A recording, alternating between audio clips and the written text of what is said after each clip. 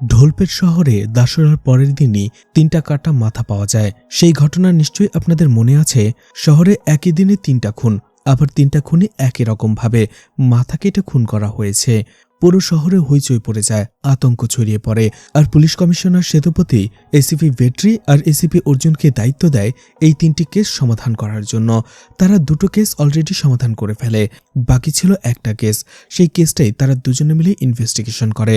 আসলে এই ওয়েব সিরিজের আরও 3টা পার্ট আগে আপলোড করা হয়েছে।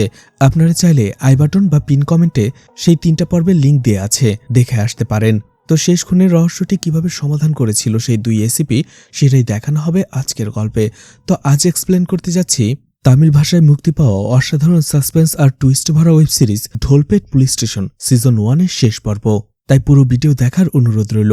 তো hi guys, welcome to my channel ফিল্মের গল্প। এমন নতুন আর অসাধারণ সব মুভি আর ওয়েব সিরিজের এক্সপ্লেনেশন বাংলায় দেখতে চাইলে চ্যানেলটিকে সাবস্ক্রাইব করে রাখতে পারেন। 3য় পর্বের শেষে দেখানো হয়েছিল রাতি নামের মার্ডারটা করেছিল চন্দ্রা, যার স্বামীকে রাতিনাম বেশ কয়েক বছর আগে খুন করেছিল।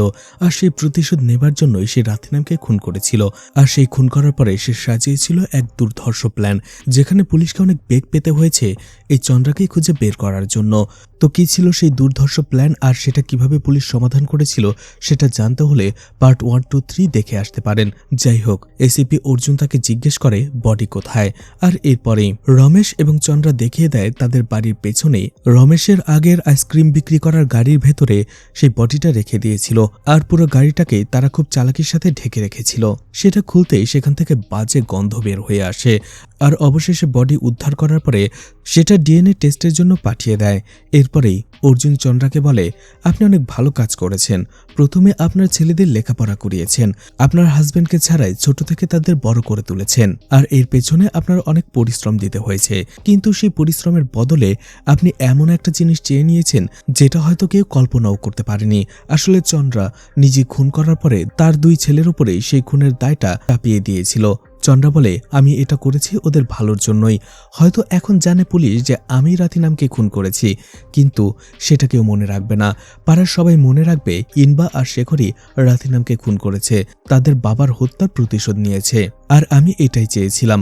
অর্জুন এরপরে চন্দ্রাকে সেখান থেকে নিয়ে আসে, সাথে রমেশ আর বিজিকে। কিন্তু চন্দ্রা সেখান থেকে আসার আগে ইনবা আর শেখরকে নির্দেশ দেয় তাদের সাথে এতদিন যেসব মানুষগুলো ছিল তারা যেন সেসব মানুষগুলোকে কখনো বিপদে ফেলে একা চলে না আসে, সবসময় তাদের দেখে রাখার জন্য। পরদিন দেখা যায় আবারও থানায় চলে আসে জ্যোতি, আর সে অর্জুনের সাথে দেখা করতে চায়। কিন্তু সামনেই দাঁড়িয়েছিল মাসানি আর বলে, স্যার এখন ইম্পর্টেন্ট কাজে রয়েছে, হুটহাট করে তার অ্যাপয়েন্টমেন্ট ছাড়া তার সাথে দেখা করা যাবে না। কিন্তু জ্যোতি বলে, তার সাথে আমার ফোনে কথা হয়েছে আর আমি তাকে একটা ইনফরমেশন দিতে চাই। মাসানি বলে, কি ইনফরমেশন, সেটা আমাকে দাও। জ্যোতি বলে, তোমাকে দেয়া যাবে না। আর সেখানে তাদের দুজনের মধ্যে তর্ক বেঁধে যায়। ঠিক তখনই অন্য একজন কনস্টেবল আসে আর মাসানিকে বলে, ওকে ভেতরে যেতে দাও, ওর বাবা এমএলএ। মাসানি বলে, তাতে কি হয়েছে, আগের অ্যাপয়েন্টমেন্ট ছাড়া হুটহাট করে এভাবে কেউ স্যারের সাথে দেখা করতে পারে না। অন্যদিকে জ্যোতিও বলে, তোমাকে চাইলে আমি এখনই ট্রান্সফার করিয়ে দিতে পারি। কিন্তু মাসানি তাতেও ভয় পায় না। এদিকে জ্যোতির কলটাও ধরছিল না অর্জুন। একটু পরে অর্জুন নিজেই জ্যোতিকে কল করে আর বলে, কি হয়েছে। তখন জ্যোতি পুরো বিষয়টা খুলে বলে যে তাকে ভেতরে যেতে দিচ্ছে না মাসানি। তখন অর্জুন মাসানির সাথে কথা বলে আর বলে, ওকে ভেতরে আসতে দাও, যেহেতু ও বলছে ও আমাকে কেস রিলেটেড একটা ইনফরমেশন দিবে, তাই তোমার ওকে আসতে দেওয়া উচিত। অবশেষে মাসানি বাধ্য হয়ে জ্যোতিকে ভেতরে যেতে দেয়। ভেতরে আসতেই অর্জুন তাকে জিজ্ঞেস করে, বলো জ্যোতি, তুমি আজকে কি ইনফরমেশন নিয়ে এসেছো। জ্যোতি বলে, আজ আমি কোনো ইনফরমেশন আনিনি। আর এরপরে সে তার সাথে হ্যান্ডশেক করে। যেহেতু সে কেস সমাধান করেছে তাই সেটার জন্য সে তাকে কংগ্রেচুলেশন জানায়। এছাড়া জ্যোতি তাকে আরও একটা খুশির খবর দেয়, সেটা হচ্ছে হায়ার অফিসাররা অর্জুনের প্রমোশন নিয়ে কথা বলছে, তাকে জয়েন্ট কমিশনার বানানোর কথা হচ্ছে। কথাটা শুনে একটু অবাক হয় অর্জুন, কারণ সে এসবের কিছুই জানে না। জ্যোতি বলে, সে জানে, সে তাদের কথা বলতে শুনেছে। আর তখনই অর্জুন বলে, যেহেতু এই বিষয়টা সে জানে না আর সে এমন কোনো বড় কেস সমাধানও করেনি যেটার জন্য তাকে এত বড় প্রমোশন দেওয়া হবে, নিশ্চয়ই এর পেছনে অন্য কোনো কারণ রয়েছে। হয়তো কেউ আমাকে এখান থেকে সরাতে চাইছে, কিন্তু সেটাকে। যদিও তখন চিন্তায় পড়ে যায়, সে আসলে বুঝতে পারেনি এই প্রমোশনের পেছনে এত কিছু থাকতে পারে।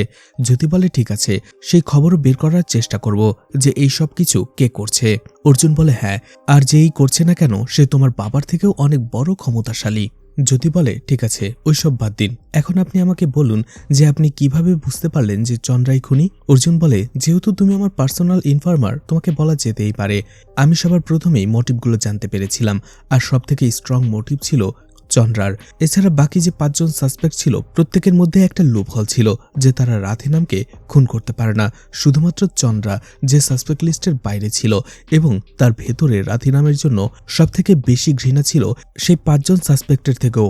আর এরপরে আমি যখন চন্দ্রার সাথে কথা বলতে গিয়েছিলাম, তখন পুরো বিষয়টা আমার কাছে আরো ক্লিয়ার হয়ে গিয়েছিল। এদিকে রমেশ বলেছিল বিজি খুন করেছে, কিন্তু বিজির ওই দিনের টাইমলাইনটা আমি খুব ভালোভাবে স্টাডি করি। বিজি ওই সময়ে ওই জায়গাতে ছিল না বা তার আশেপাশেও ছিল না, আর তখনই আমার মনে হয়েছে এর পেছনে রয়েছে অন্য কেউ। আর এরপরেই আমি রমেশ আর চন্দ্রার লিঙ্ক আপটা খুঁজে পাই যে তাদের মধ্যে একটা ভালো সম্পর্ক রয়েছে, আর অবশেষে আমি 2 2 4 করে মিলিয়ে ফেলি। এদিকে সুকুমারের নানি বৃদ্ধাশ্রমে চলে যাচ্ছিল, যদিও মাধাঙ্গী তাকে অনেকবার বুঝিয়েছে যে তার সাথেই থেকে যাবার জন্য, কিন্তু সুকুমারের নানি বলে সে এখানে থেকে তাদের আর ঝামেলা বাড়াতে চায় না, সে সেখানেই ভালো থাকবে, তার বয়সে অনেক মানুষ থাকবে, তাদের সাথে কথা বলতে বলতে তার বাকি সময়টা কেটে যাবে।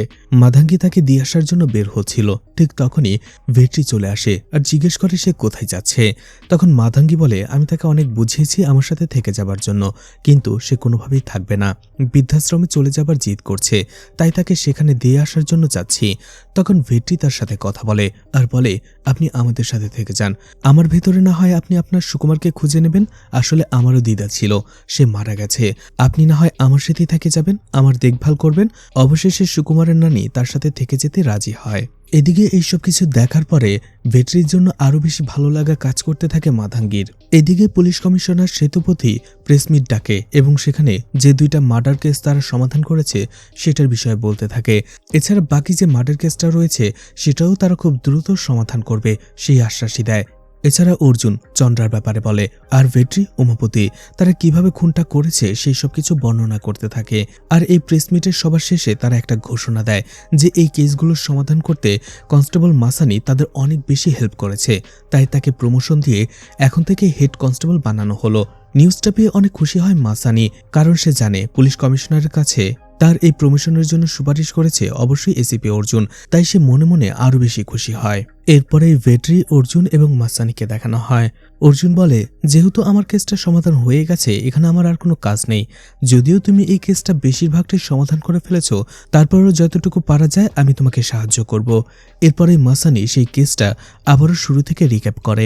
মাসানি বলে, দাসরার পরের দিনই ময়লার ভাগারে যখন কিছু লোক ময়লা করাচ্ছিল, তখনই তারা একটা মাথা পায় যেটা অনেকটা পুড়ে গিয়েছিল।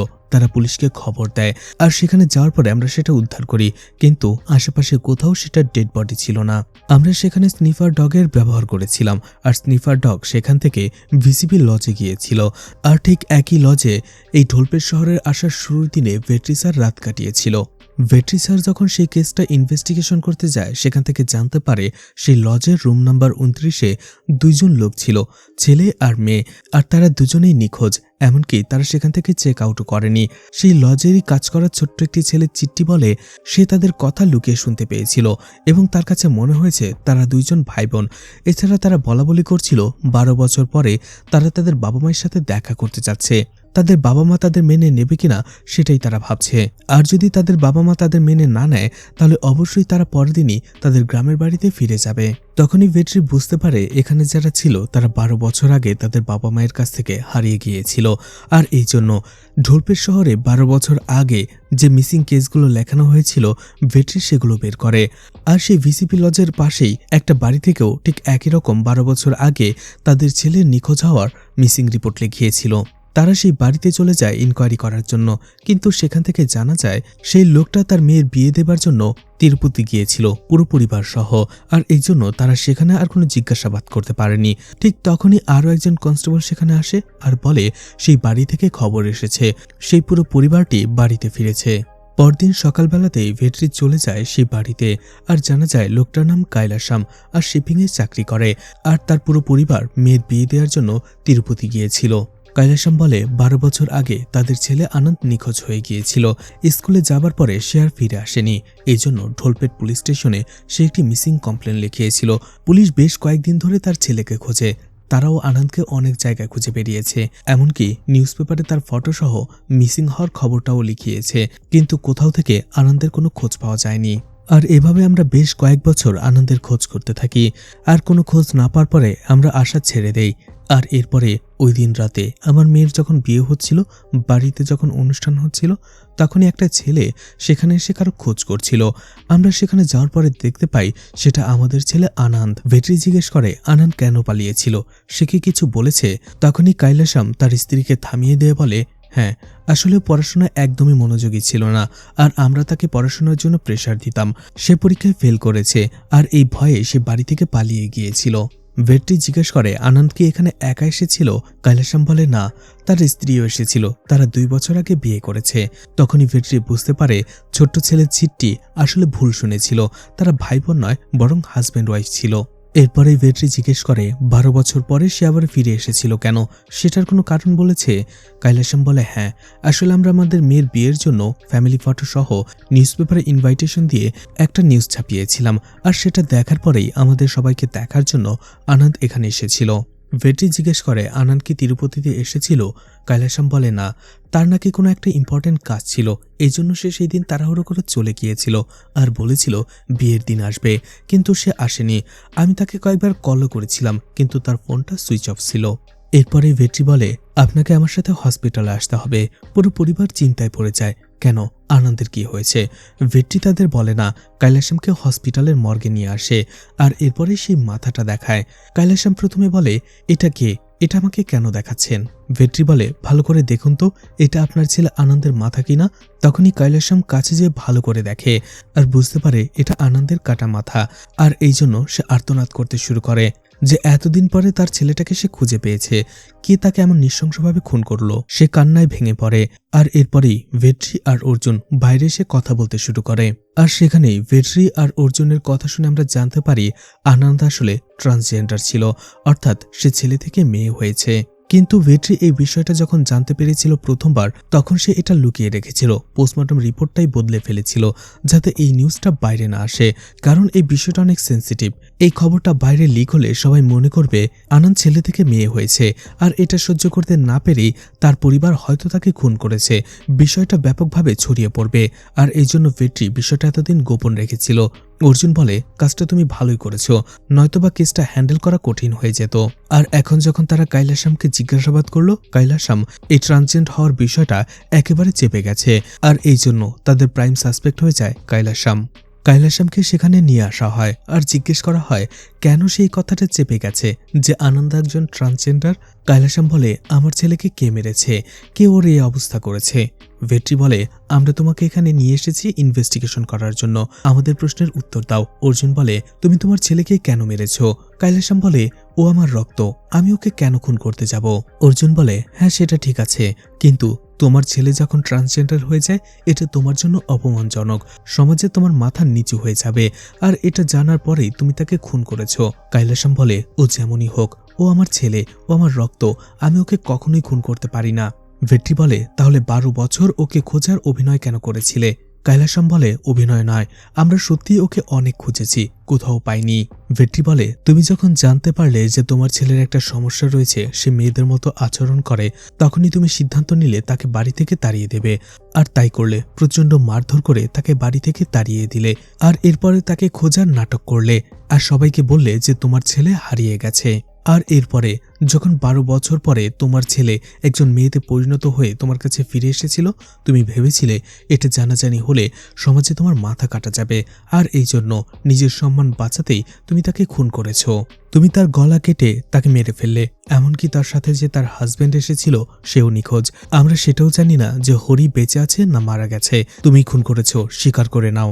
তখন কৈলাসম বলে স্যার আমি আপনাকে সত্যিটা বলছি, 12 বছর আগে একদিন হঠাৎ করে আমি দেখতে পাই আনন্দ মেয়েদের মতো আচরণ শুরু করেছে। তার এই পরিবর্তন দেখে আমি প্রচণ্ড রেগে গিয়েছিলাম, আর সেখানে তাকে আমি ধমকে মারতে চেষ্টা করছিলাম। এতে আনন্দ প্রচণ্ড ভয় পেয়ে গিয়েছিল, আর তখনই সে বাড়ি থেকে বের হয়ে গিয়েছিল, আর কখনো বাড়ি ফিরে আসেনি। আমরা তাকে অনেক জায়গায় খুঁজেছি কিন্তু কোথাও পাইনি। আর এরপরে যখন আমার মেয়ে মায়ের বিয়ে হচ্ছিল, ঠিক তখনই বিয়ের অনুষ্ঠানের দিন আমরা এক কাপলকে দেখি সেখানে দাঁড়িয়ে, যাদেরকে আমরা চিনতাম না বা তাদের দাওয়াতও দেইনি। দেখা যায় আনন্দ তার নাম পরিবর্তন করে আনন্দী রেখেছিল। আনন্দী আর হরি সেখানে আসে। আনন্দী অনেক খুশি হয়ে হরিকে তার বাবা মাকে দেখাতে থাকে, এছাড়া তার ছোট বোন মায়াকেও দেখাতে থাকে। আর ওই সময়টাতে কৈলাসম এবং তার স্ত্রী তাদের দুজনকে খেয়াল করেছিল। তারা নিচে চলে আসে আর জিজ্ঞেস করে, তোমরা কারা, এখানে কেন এসেছো? তখনই আনন্দী কাঁদছিল। কৈলাসমের স্ত্রী বলে, এটা বিয়ে বাড়ি, তুমি এখানে এভাবে কান্না করতে পারো না, তুমি কে, কাঁদছো কেন? তখনই সে যখন কাছে যে ভালো করে আনন্দীকে দেখে তখন সে বুঝতে পারে এটা তার ছেলে আনন্দ। এরপরেই তারা সবার চোখের আড়ালে ছাদে চলে যায়। সেখানে আনন্দ তার মাকে জড়িয়ে ধরে প্রচণ্ড কান্নাকাটি করছিল। আনন্দের মাও এতদিন পরে তার সন্তানকে খুঁজে পেয়ে কান্নায় ভেঙে পড়ে।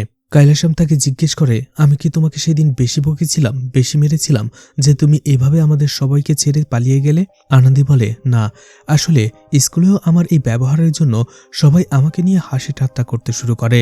আর আমি বুঝতে পেরেছিলাম আমার এই বিষয়টা বাইরে আসলে সমাজের মানুষ তোমাদেরকে ছোট করে কথা বলবে, অপমান করবে, আর সেই জন্য আমি তোমাদের সবার থেকে দূরে চলে গিয়েছিলাম।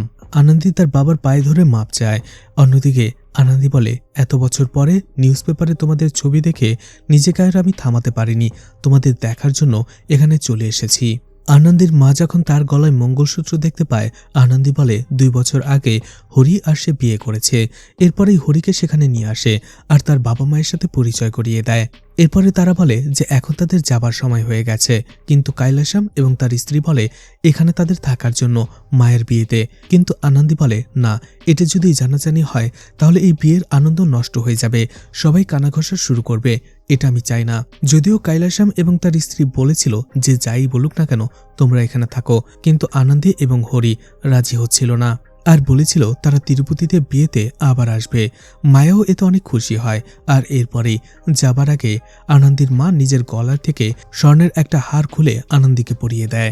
আর এরপরেই কৈলাসম হরিকে 10 লাখ টাকা এনে দেয় আর বলে সে যেন আনন্দীকে দেখে রাখে, আর এরপরেও যদি কোনো বিপদ আপদ হয় তাহলে সরাসরি সে যেন তাকে কল করে। হরির নাম্বারটাও সে রেখে দেয়। আর এরপরেই আনন্দী আর হরি সেখান থেকে চলে এসেছিল। কৈলাসম বলে, আমি আর আমার স্ত্রী ভেবেছিলাম মায়ার বিয়ে হয়ে যাওয়ার পরে আমরা ওর গ্রামে যাব আর ওকে বলবো ও আর হরি যেন আমাদের সাথে এসে থাকে। এরপরে ভেট্রি আর অর্জুন তাকে আরো কিছু প্রশ্ন করে। সেই সব প্রশ্নের উত্তর দেয় কৈলাসম। এরপরে ভেট্রি বলে, আমরা এখন আপনাকে সাসপেক্ট লিস্টের বাইরে রাখতে পারছি না, আপনি আমাদের কাস্টডিতেই থাকবেন। কৈলাসমও বলে, আমার ছেলের এই অবস্থা কে করেছে সেটা না জানা পর্যন্ত আমি এখান থেকে এমনিতেও যাব না। এদিকে দেখা যায় আনন্দী যে একজন ট্রান্সজেন্ডার এবং তাকে গলা কেটে মেরে ফেলা হয়েছে, এই খবরটা কোনোভাবে বাইরে চলে আসে। বেশ কয়েকজন ট্রান্সজেন্ডার এবং তাদের কমিউনিটি সেখানে চলে আসে আর থানার বাইরে আন্দোলন করতে শুরু করে। মাসানি এবং বাকি কনস্টেবলরা তাদের থামায়। মিডিয়াতে তারা বলতে থাকে যে করেই হোক এই খুনের বিচার তাড়াতাড়ি করতে হবে। আর তারা জানে আনন্দীর বাবাই তাকে খুন করেছে।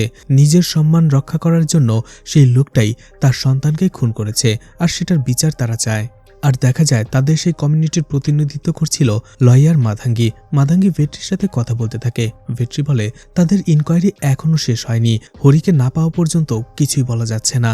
অন্যদিকে দেখা যায় সেই কমিউনিটি থেকে একজন ভেতরে চলে আসে রেগে। মাধাঙ্গি অবশেষে তাকে শান্ত করে আর বলে সে পুলিশের সাথে কথা বলেছে, তারা এটা বিচার করবে, আর তাকে শান্ত করে বাইরে বের করে দেয়। বাইরে আসার পরে সে আবারও ঝামেলা করার চেষ্টা করছিল। তখনই মাসানি তাকে বলে, আমরা পুলিশের বিষয়টা দেখছি, আপনারা যান। ঠিক তখনই সে মাসানির কপালে হাত রাখে। তখনই মাসানি একটা ভিশন দেখতে শুরু করে, যেখানে কেউ একজন গলা কাটছিল, তার কানে একটা রিং ছিল, পায়ে গ্রে কালার শু ছিল আর হাতে ব্রেসলেটের মতো কিছু একটা ছিল। আর এইসব কিছু দেখার পরেই মাসানি সেখানে অজ্ঞান হয়ে যায়। সাথে সাথেই তাকে হসপিটালে নিয়ে যাওয়া হয়। দেখা যায় মাসানির জ্ঞান ফেরে আর তার সাথে দেখা করতে আসে অর্জুন। অর্জুনকে দেখে অবাক হয়ে যায় মাসানি। সে ভাবে যে অর্জুনই তাকে হসপিটালে নিয়ে এসেছে, তার জন্য তাকে কত ঝামেলা পোহাতে হয়েছে। অর্জুন বলে, ওই সময় আমি মাত্র থানায় আসলাম আর তুমি আমার চোখের সামনে অজ্ঞান হয়ে গেলে, তখন আমি তোমাকে হসপিটালে নিয়ে আসি। আমার চোখের সামনে যদি তোমার কিছু হয়ে যেত সেটার রেসপন্সিবিলিটি আমার ছিল, আর এখন আমি নিশ্চিন্ত যে তুমি সুস্থ আছো। এরপরে অর্জুন বলে সে এখানে 5 ঘন্টা যাবৎ অজ্ঞান হয়েছিল। মাসানি অবাক হয়ে যায় যে এত ঘন্টা সে অজ্ঞান হয়েছিল। অর্জুন বলে, ডাক্তার বলেছে এর পেছনে একটা সিরিয়াস কারণ রয়েছে। মাসানি ভয় পেয়ে যায়, কি এমন কারণ? অর্জুন তখন বলে, ডাক্তার বলেছে তুমি অনেকক্ষণ না খেয়ে থাকার কারণেই এমনটা হয়েছে। তখন মাসানি বুঝতে পারে অর্জুন তার সাথে মজা করছিল। এরপরে অর্জুন তাকে একটা প্রশ্ন করে।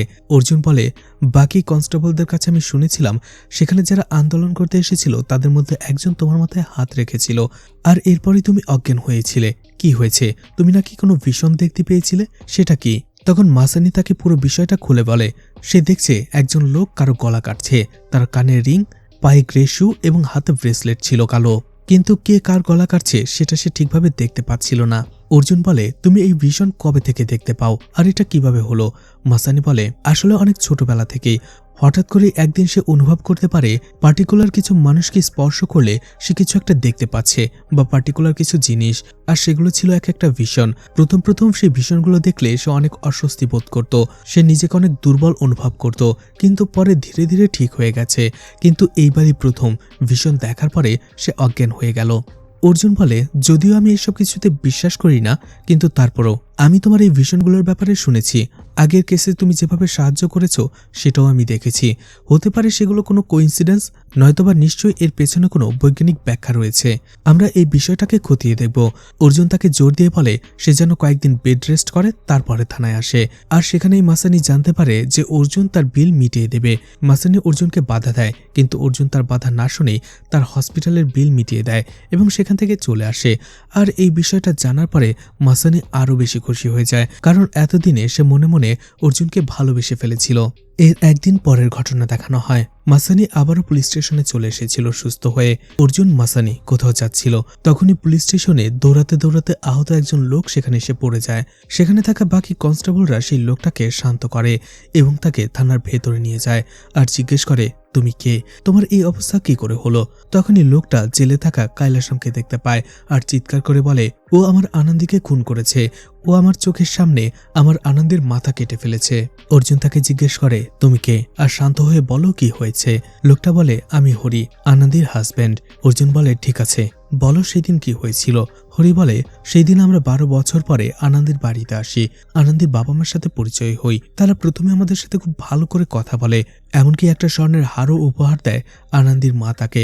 আর এরপরেই আনন্দের বাবা বলে তারা আমাদেরকে ড্রেস কিনে দেবে। এই জন্য আনন্দের বাবা আমাদের দুইজনকে তার সাথে নিয়ে আসে, কিন্তু একটা সময় সে আমাদের একটা পুরনো বাড়িতে নিয়ে আসে, আর সেখানে আমাকে বেঁধে ফেলে আনন্দের বাবার লোকেরা। আর কাইলাসাম আমার চোখের সামনেই আনন্দীকে মেরে ফেলে গলা কেটে। আর এই কয়েকদিন সে আমাকে সেই পুরনো বাড়িটিতে বেঁধে রেখেছিল। আমার মুখ কালো কাপড় দিয়ে বাঁধা ছিল। সেখানে বেশ কয়েকজন লোক আমাকে দিনের পর দিন টর্চার করেছে। আমি সেখান থেকে সুযোগ পেয়ে পালিয়ে এসেছি, আর আমি দেখেছি ওরা আনন্দের বডিটাকে কোথায় মাটি চাপা দিয়েছে। পুলিশ স্টেশনে অন্য একটা কেসের কাজ করতে ডক্টর রবীন্দ্র এসেছিল। অর্জুন মাসানিকে বলে ডক্টর রবীন্দ্রকে এখানে ডেকে নিয়ে আসার জন্য। ডক্টর আসার পরে অর্জুন রবীন্দ্রকে বলে, আপনি ওর আঘাতগুলো দেখে একটু পর্যবেক্ষণ করুন আর আমাকে বলুন এগুলো কি বেঁধে রাখার ফলে বা পেটানোর ফলে হয়েছে কিনা। সেই ডক্টর তখন ক্ষতগুলো ভালো করে পরীক্ষা করে আর বলে, হ্যাঁ, এগুলো রশি দিয়ে বেঁধে রাখার ফলে এবং স্টিক দিয়ে পেটানোর ফলেই এই আঘাতগুলো হয়েছে। অর্জুন এরপরে আবার হরিকে জিজ্ঞেস করে, তোমাকে যখন মেরেছিল তখন কি উনি সামনে ছিল? হরি বলে, না, ওনার হয়ে কয়েকজন লোক আমাকে পিটিয়েছিল, কিন্তু আনন্দীকে উনিই খুন করেছে। অর্জুন এরপরেই হরিকে ট্রিটমেন্ট করাতে বলে এবং তাকে কিছু খাবার দিতে বলে। সে সেখান থেকে চলে আসে। এরপরেই হরি তাদের যে জায়গা বলেছিল সেখানে গিয়ে তারা আনন্দীর ডেড বডি উদ্ধার করে এবং সেটা ডিএনএ ম্যাচের জন্য পাঠিয়ে দেয়। এরপরে যখন তারা আবারও থানায় ফিরে আসে তখন ভেটরি মাসানিকে বলে, হরির ফোনটা তো মিসিং, হরির নাম্বারটা ওর কাছ থেকে নাও এবং সেই নাম্বারের সব কল লিস্ট আমাকে বের করে দাও। মাসানি হরির কাছ থেকে তার নাম্বার নিয়ে নেয়। কিছুক্ষণ পরেই আনন্দের পোস্টমর্টম রিপোর্টটা সেখানে চলে আসে, যেখানে তার মাথা আর বডির ডিএনএ ম্যাচ করে গেছে। অর্জুনও সেখানে চলে আসে। এরপরে আনন্দের মাথা এবং বডির কিছু ছবি সে ভালো করে দেখে আর ভেট্রিকে বলে, তোমার কি মনে হয় একজন বাবা তার সন্তানকে এভাবে মাথা কেটে খুন করতে পারে? ভেট্রি বলে, সান্ধিয়ার কেসটাতেও ঠিক এমন ঘটনাই ঘটেছে। অর্জুন বলে, হ্যাঁ, সেটাও ঠিক।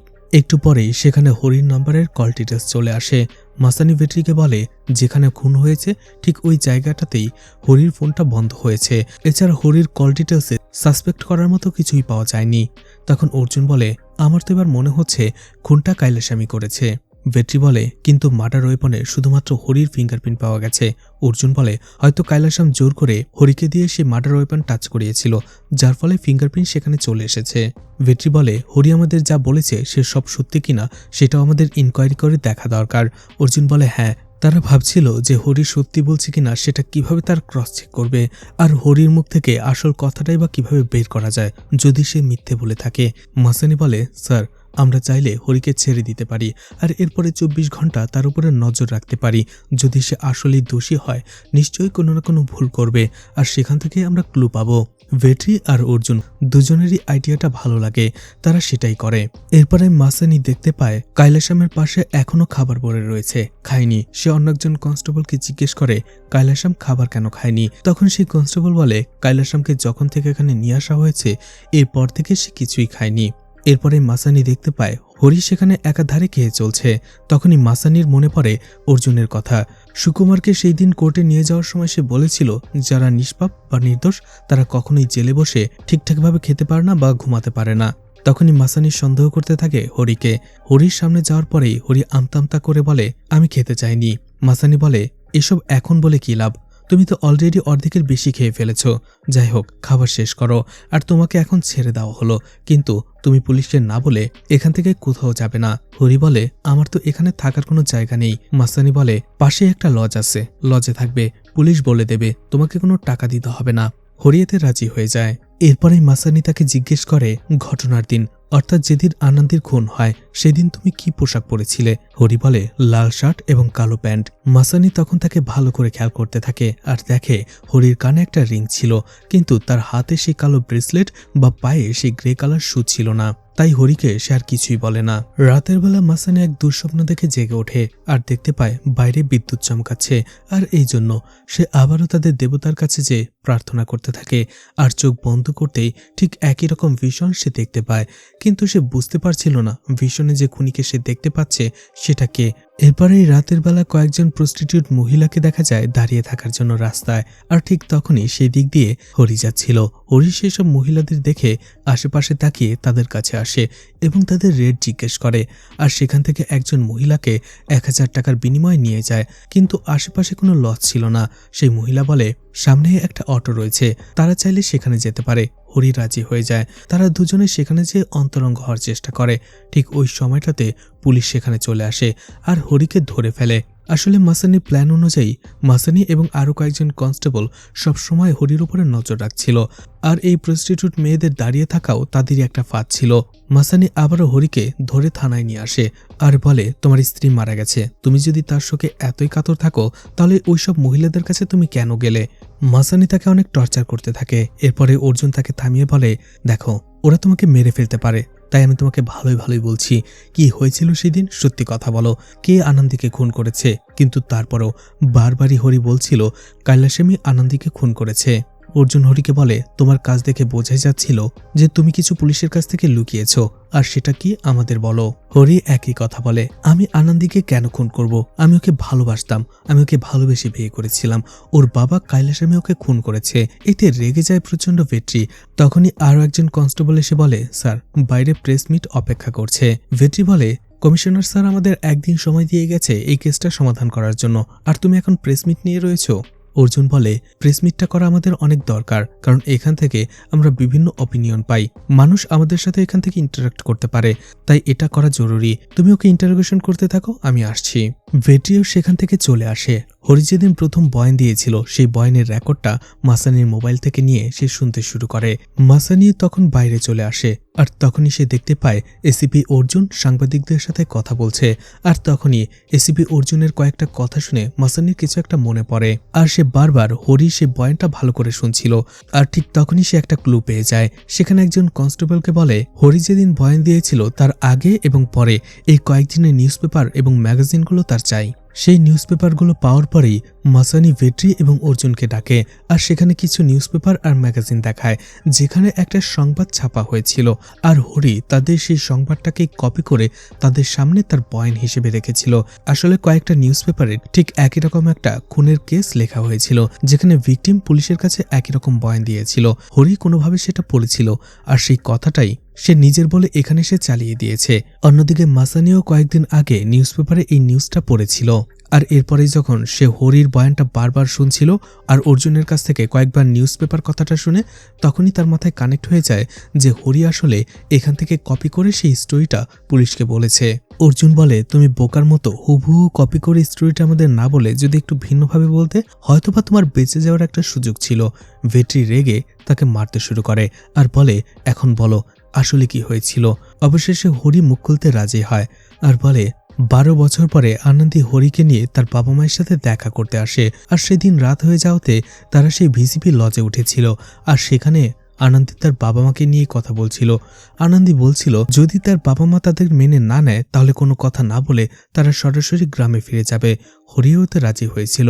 আর পরের দিনই তারা চলে যায় আনন্দীদের বাড়িতে। আর আনন্দীর বাবা মা তাদের দেখে অনেক খুশি হয়, এমনকি তাদের মেনেও নেয়। এতে আনন্দীও অনেক খুশি হয়ে গিয়েছিল। আর কাইলাসাম খুশি হয়ে হরিকে 10 লাখ টাকা দেয়। আর সেই খুশিতে হরি অনেক বেশি মদ খেয়ে ফেলেছিল।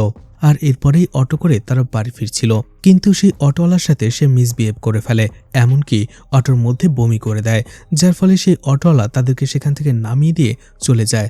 যে জায়গাটা ছিল অনেকটা জঙ্গলের মতো, আর আশেপাশে কোনো গাড়িও ছিল না। আনন্দী বলে, তুমি এটা কি করলে?